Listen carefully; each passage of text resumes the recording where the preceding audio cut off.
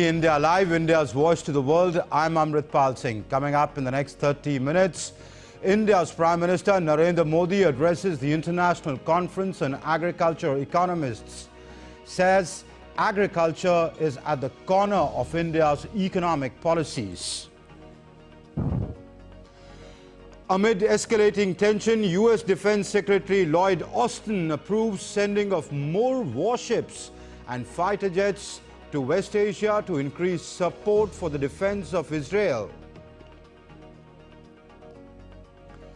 U.S. Secretary of State Antony Blinken voices concern for the safety of Venezuelan opposition leaders Gonzalez and Machado. Brazil, Colombia and Mexico push for Maduro to meet opposition candidates.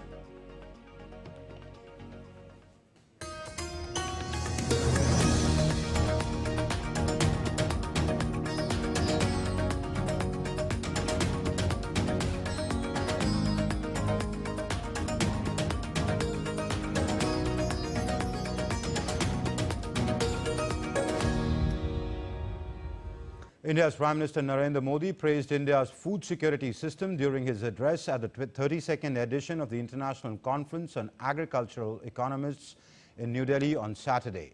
Exploring the issues and solutions in the domain of sustainable agri-systems, the conference aimed at tackling the pressing need for sustainable agriculture in the face of global challenges such as climate change. आज भारत एक food surplus देश है। आज भारत दूध, दाल और मसालों का सबसे बड़ा प्रोड्यूसर है। Bharat food grain, fruits, vegetable, cotton, sugar, T, framed fish, इनका दूसरा सबसे बड़ा प्रोड्यूसर है। एक वो समय था जब भारत की फूड सिक्योरिटी दुनिया की चिंता का विषय था। एक आज का समय है जब Bharat global food security, global nutrition security, इसके सॉल्यूशन देने में जुटा है। Prime Minister Narendra Modi also reiterated that the Indian government is working towards developing a complete ecosystem for support of our farmers. इस साल के बजट में भी बहुत बड़ा फोकस सस्टेनेबल फार्मिंग और क्लाइमेट रेजिलिएंट फार्मिंग पर है। हम अपने किसानों को सपोर्ट करने के लिए एक पूरा इकोसिस्टम डेवलप कर रहे हैं। भारत का बहुत जोर क्लाइमेट रेजिलिएंट क्रॉप से जुड़ी रिसर्च एंड डेवलपमेंट पर है। बीते 10 सालों में हमने करीब 1900 नई क्लाइमेट रेजिलिएंट वैरायटी अपने किसानों को दी है। इसका लाभ भारत के किसानों को भी मिल रहा है। And as rescue operations in Wayanad near completion, 218 bodies have been recovered so far, while 206 people are still missing. Identifying the bodies from the Shalya River in Nilambur continues to be challenging, with 67 unidentified bodies found to date. These bodies are being buried by local panchayats with appropriate religious rites. In Wayanad, 10,042 people are currently housed in 93 relief camps. Search efforts involve 1,419 personnel from the Fire Force, the NDRF, the Forest Department, Police, Indian Army and the Tamil Nadu volunteers, along with K9 squads and the Tamil Nadu medical team. Advanced equipment including human rescue radars and drone-based radar is being used, and additional earth-moving machinery is being deployed to sift through the debris. Amid the challenges, the Indian Navy continues its rescue and relief operations inside the landslide-affected areas of Wayanad district. To bolster these efforts, additional personnel, supplies and resources have been mobilized from INS Zamorin, Izimala. Currently, 78 naval personnel are engaged in the ongoing rescue operations. A medical post has been established at the Churalmala to provide assistance to the injured. On Friday, an Indian Navy advanced light helicopter from INS Garud lifted 12 state police personnel and rescue equipment to areas that were inaccessible by road. And on Saturday, India's External Affairs Minister Dr. S. Jaishankar met with the leadership of the India-Japan Council in Delhi. In a post on the microblogging site X, the minister described the meeting as useful and praised their commitment to realizing the full potential of the Japan relationship. India's Minister for Tourism and Culture, Gajendra Singh Shekhawat, inaugurated 7th edition of the India International Hospitality Expo in Greater Noida.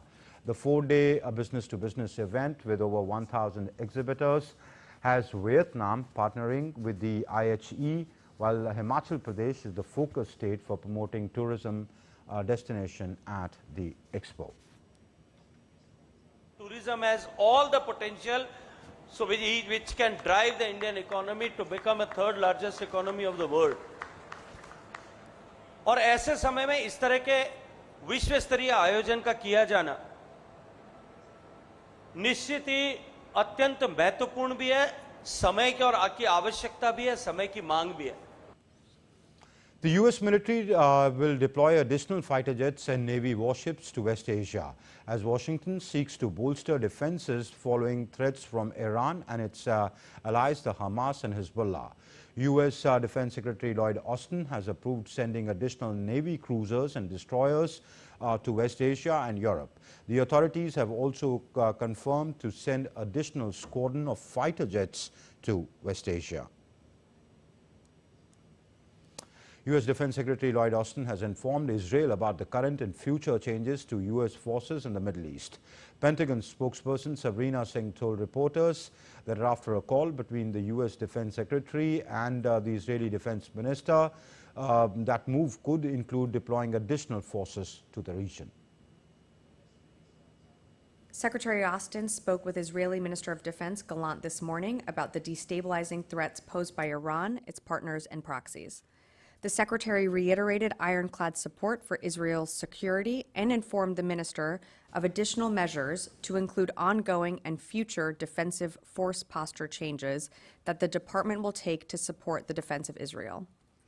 Secretary Austin highlighted that further escalation is not inevitable and that all countries in the region would benefit from a de-escalation in tensions, including through completing a Gaza ceasefire and hostage release deal. He also stressed that the unprecedented scale of U.S. support for Israel since October 7th should leave Iran, Lebanese Hezbollah, and other Iranian-backed terrorist groups with no doubt about U.S. resolve. Israel and Hamas recently resumed tentative indirect talks to try to reach a ceasefire. An Israeli delegation is set to travel to Cairo in the coming days for negotiations to reach a Gaza ceasefire and hostage release deal as per Prime Minister Benjamin Netanyahu's office. The negotiating team for a hostage deal will depart for Cairo on Saturday night or Sunday. After opposition presidential candidate Edmundo Gonzalez failed to present his voting tallies to the Supreme Court, the Venezuelan president Nicolas Maduro warned him of unavoidable consequences. TSJ on Thursday accepted a request by President Maduro for all presidential candidates to present their voting tallies as the dispute about last weekend's election results drags on. If he presents himself at the Supreme Tribunal of Justice and he doesn't present any records, there will be grave legal consequences. But if he goes to the tribunal and presents the mess, that is his web page, that man Edmundo Gonzalez and the lawyers, political leaders and the political parties, UN, Un Nuevo Tiempo and the Mud Cardia that supports him, there will be unavoidable consequences. U.S. Secretary of State Antony Blinken spoke with Venezuelan opposition leaders Edmundo Gonzalez and Maria Corina Machado after South American nation's disputed presidential election. The State Department in a statement said that U.S. Secretary of State Antony Blinken congratulated Gonzalez for receiving the most votes in Sunday's election and voiced concern for the safety of Gonzalez and Machado. Blinken on Thursday recognized Gonzalez as the winner of the vote. And still to come on this edition of DD India Live, explosions at popular beach in Somalia's capital Mogadishu kills 32. Nigerians back in the streets as hardship protests enter third day.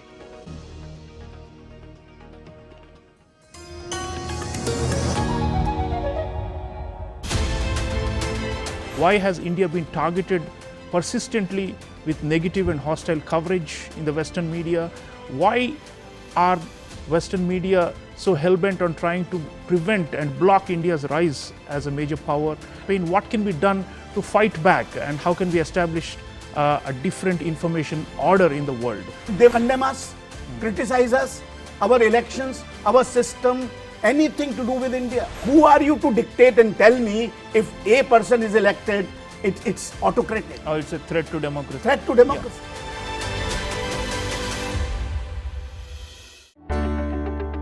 The judgment which came with a majority has ruled that states in the country have the power to subclassify scheduled castes and scheduled tribes. This is about poverty, this is about backwardness and empowering the people who are not so empowered. And the leaders are not very considerate about them, then the new leadership will come out from the people who are deprived, is still not getting benefit. Every state has different castes and different tribes. So central has a state, however the creamy layer and non-creamy layer will differ from state to state.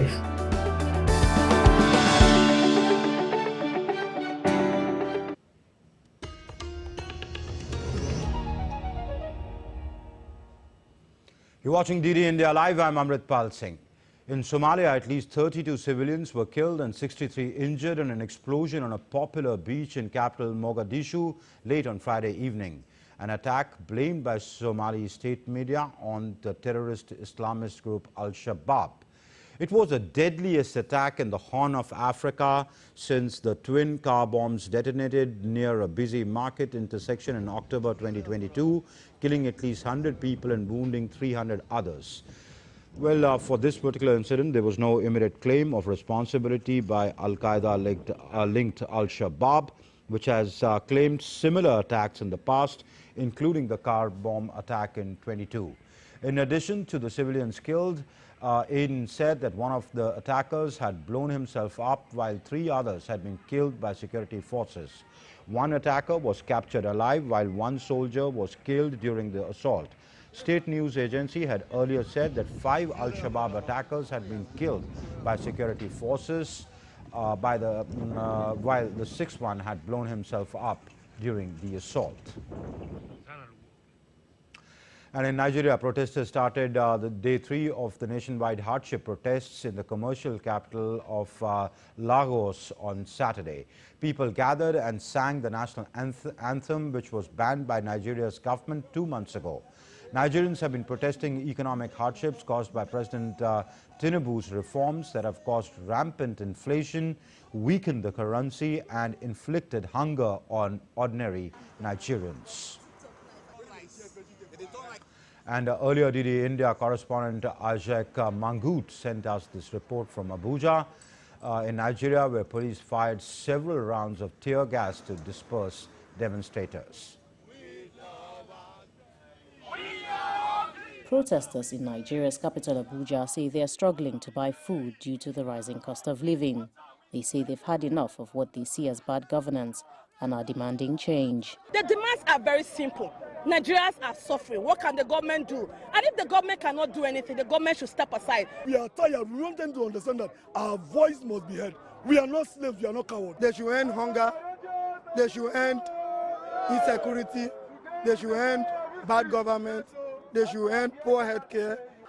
Amid a heavy security presence, residents came out carrying placards, one reading, "End bad governance now." The protests have broken out after sharp rises this year in the cost of fuel, transportation, food and overall inflation. Despite a last-minute attempt by the government to stop demonstrators from coming out, that has not discouraged these ones who have come out to air their grievances and their discontent about the economic hardship that they are currently going through. Demonstrations had been restricted to the National Stadium by a court order after the government raised concerns the protests could turn violent. Many people, however, defied this order and marched through the streets. Police fired tear gas to disperse the crowd when they attempted to get to the National Assembly. Meanwhile, the northern states of Borno, Kano and Yobe declared a 24-hour curfew to prevent the escalation of violence. Analysts say the government should be cautious in its response, comparing this moment to how former President Muhammadu Buhari responded to protests in 2020. How you handle this can haunt you in the next election. The NSAS protest, how Buhari handled it, he never got away with it. People still believe that he mishandled that NSAS protest. So government needs to fix that issue of petroleum products, affordability and accessibility, as well as fix the exchange rate that has seen to the high devaluation of Nigerian currency. But most importantly, let's reduce the size of government. Nigeria's government has appealed for more time as it works to address economic challenges. Demonstrations are expected to continue for the next few days, but the police says it has put personnel on red alert to prevent further violence. Ajak Mangut in Abuja, reporting for DD India. U.S. Defense Secretary Lloyd Austin has revoked a plea deal that was agreed upon earlier this week with Khalid Sheikh Mohammed, the man accused of masterminding the 9/11 attacks, and two of his accomplices, according to a memorandum signed by Austin on Friday. The Pentagon had said on Wednesday that the plea deals had been entered into but did not elaborate on the details. A U.S. official said they almost certainly involved guilty pleas in exchange for taking the death penalty off the table. In a latest, the U.S. Secretary of Defense Lloyd Austin removed the official who facilitated the plea deal for Khalid Sheikh Mohammed, saying the responsibility for the decision should rest with him, given its significance. The deal would have removed the possibility of the death penalty. U.S. Vice President Kamala Harris has secured enough support to officially become the Democratic Party's presidential nominee. It makes Harris the first black and the first Indian American to lead a major party into a general election. Nick Harper reports from Washington. This virtual roll call was a chance for delegates who'd previously been pledged to Joe Biden to show their support to Kamala Harris, the new candidate for the Democratic Party, of course, since Joe Biden dropped out less than 2 weeks ago, saying he was not seeking re-election. This virtual roll call began on Thursday morning. It was meant to run all the way until Monday evening, and yet by the middle of Friday afternoon, it was clear that Harris had already secured enough support to officially become the nominee for the Democratic Party. A very quick period of time, much quicker than expected. The Democratic Party chairperson saying about that it was simply outstanding. Harris herself says that she is honoured to become the nominee for the President of the United States. Now, normally this would happen in person at the National Convention, a 4-day event that's taking place in Chicago in a few weeks' time, but the Democrats decided to hold this early and to do it in a virtual way. There were no challengers to Ms. Harris, so it was really considered inevitable that she would become a nominee, but of course fascinating that she did so quickly, and I think that perhaps shows the enthusiasm we've seen in the party since she said that she would be taking up that possibility of becoming the nominee after Joe Biden dropped out. She also makes history by becoming the nominee for the Democratic Party, becoming the first female of colour to top a ticket, but also the first Indian American to top a ticket as well. She could make history as well when we get to November the 5th, when the election takes place. She could become the first female president if she wins that election. All of this off the back of an incredible fundraising haul that she managed to bring in during the course of July, getting $310 million. That sets a record for grassroots funding in presidential history. It's also double the amount that her rival, Donald Trump, managed to pull in from supporters during the same month. Nick Harper in Washington, reporting for DD India.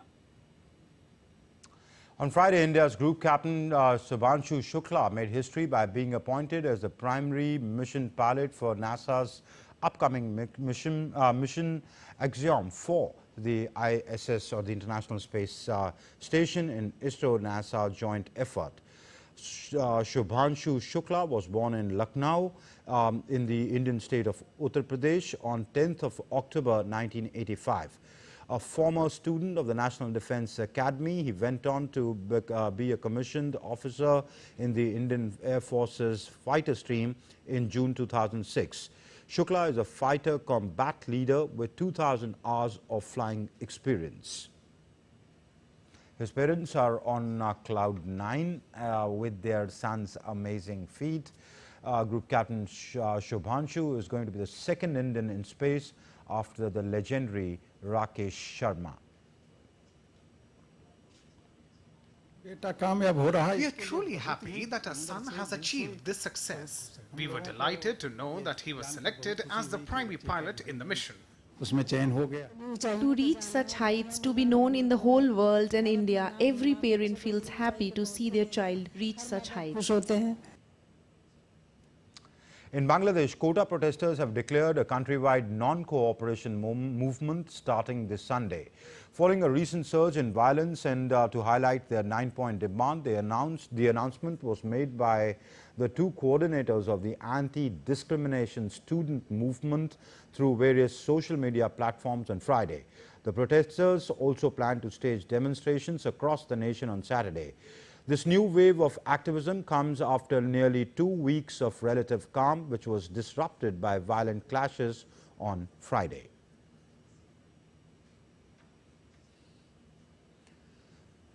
The Newari community in Kathmandu Valley celebrates Gathe Mangal every year on the 14th day of the waning moon in the monsoon's Shravan month.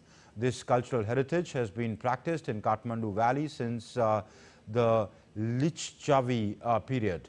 Here's a report from our special correspondent from Kathmandu. On the 14th day of waning moon in Shravan month of Bikram Samvat, which falls in monsoon season, one can see people engaged in making demonic effigy from narkat grass, bamboo and neem leaves in every major crossroads of Kathmandu Valley. Member of every Newari household wears iron rings on the fingers on Ghate Mangal and insert 3-pin iron nails at the entrance of their houses. This ensures that evil spirits do not harm them, assuming evil spirits fear iron metal. People in various communities gather together to burn a straw effigy of a demon, Ghantakarna. People add a face to the puppet. The demon is put up at crossroads and burnt after sunset. The burning of an effigy symbolizes the burning of the demonic presence in the society.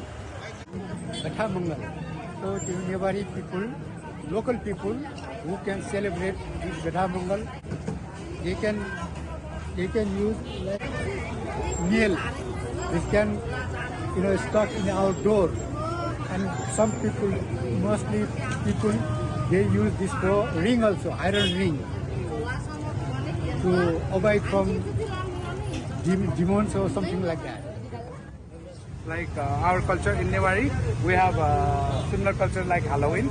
On this day, we take out all those evil spirit from our home, put it here and throw it away in the river. Gathe Mangal is a male-dominant tradition where all rituals are done by men.